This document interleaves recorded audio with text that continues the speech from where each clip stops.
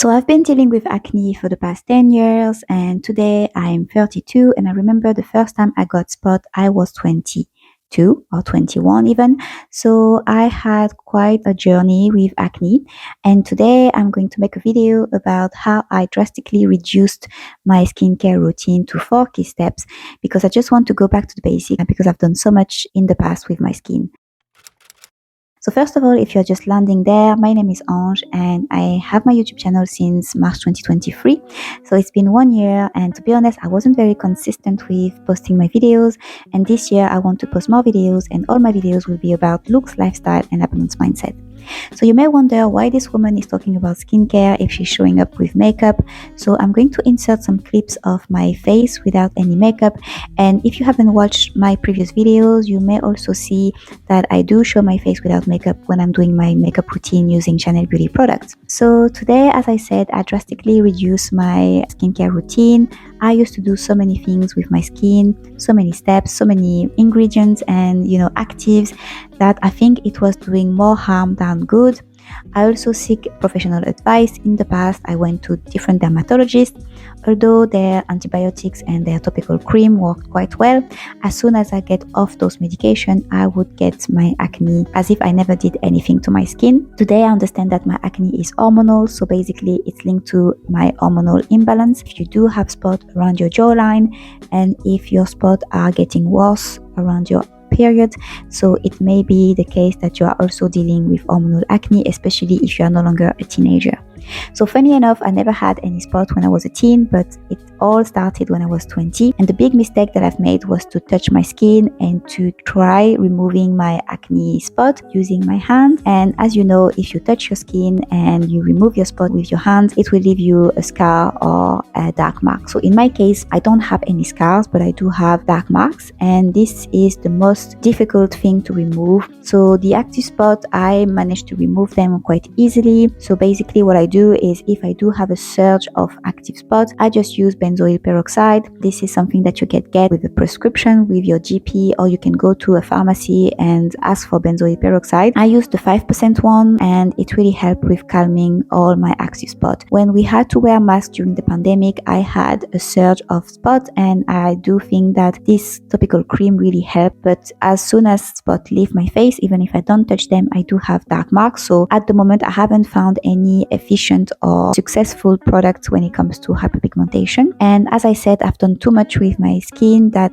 I came to a point where I even stopped doing skincare routine. I was just washing my face in the morning, putting a moisturizer and putting sunscreen. So the only additional step in my skincare is the toner. So my skincare today is only composed of 4 steps: the cleanser, the toner, the moisturizer and the SPF. So I'm going to insert some clip of me doing my skincare so you can see how it looks. So currently I am in my little bathroom. It's a little bit challenging to film this video because my bathroom is quite small, but I'm going to do my skincare routine using my product from Liz Earle.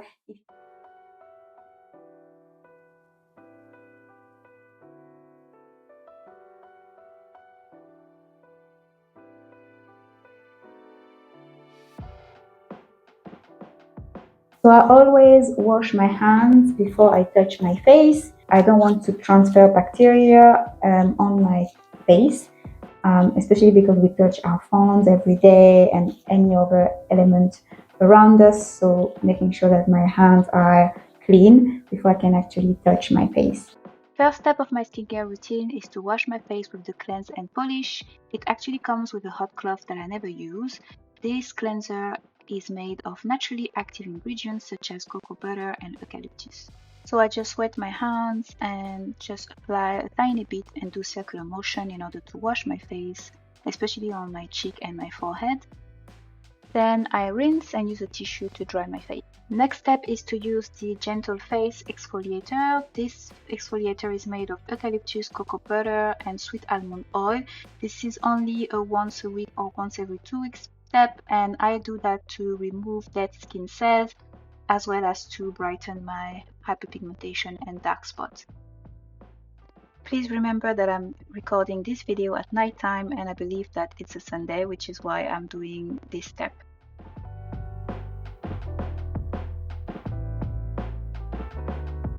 Next step is to use a toner. I use the Instant Boost Skin Tonic. This one is made of aloe vera, calendula, and cucumber. I just apply on my hands and pat my face lightly. Then last but not least, I use a moisturizer. It's the Skin Repair Gel Cream, and the texture is, as it says, gel and cream kind of texture. It is made of porridge seed oil, avocado oil, and another ingredient that I won't be able to pronunciate. I really like the fact that this moisturizer is very hydrating. It's my favorite product of my skincare routine, and yeah, it does leave my face refreshed. For all the steps, I make sure that I also apply products on my neck, which is a part that is sometimes forgotten. I'm done with my routine, but if it was daytime, I would also use the Liz Earle SPF 25. And that's me done. So as you could see in the different clips, I have reduced drastically my skincare routine. The most important thing for me today is to hydrate and to protect my skin from the sun, because if you do have hyperpigmentation, you will notice that if you don't protect your skin from the UV light, it will get darker, especially if you go travel in a sunny country. Make sure that you wear your SPF all the time. So even here, I'm living in Dublin, Ireland, and as you can imagine, this is not the sunniest country in the world, but I still do use SPF every day. I also stopped using too many active ingredients at the same time, and as you could see by the skincare that I'm doing at the moment, I have little active ingredient in my product, and this is also why I decided to pick Liz Earle, because this brand is really gentle and has really nice ingredient that works well with my skin. So I've been using this brand and doing this skincare routine for the past 4 months, and I do feel that my skin is getting a little bit better. I don't use many tools such as brushes and electric brushes and stuff like that, because I do believe that if you have active spot, if you are using those brushes and those cloths, it may cause irritation to your skin, and if you touch your skin too much and you are getting too harsh on your skin, then eventually your active spot will break, and then it will leave you a mark or a scar. So really, for me, the priority is to make sure that I hydrate my skin, I protect my skin from the sun, and I don't touch my skin that much as well. Additionally, I also look at other factors, obviously, because my acne is linked to my hormones. I know that I need to balance my hormones. It's very difficult to do that, but I do try to have a better diet. So in the past, I did not care what I was eating, and today, the things that I removed from my diet was dairy. So, milk, cheese. I can have some cheese here and there, but like maybe twice in the year. Let's say it's like the festive season and it's like Christmas, I will get, if I'm offered some cheese, I will take the cheese, but in my everyday diet, I don't eat cheese at all. I also don't drink cow milk. So I do drink almond milk if I want to have a hot chocolate. So really removing dairy from my diet helped as well. I avoid any greasy foods. I'm not somebody who's going to have a McDonald's or a KFC. I just don't like greasy food anyway. And to me, I feel gross when I see too much oil on my food. So I try to avoid those type of food. And I also, this is the most difficult thing for me, is to reduce my sugar intake.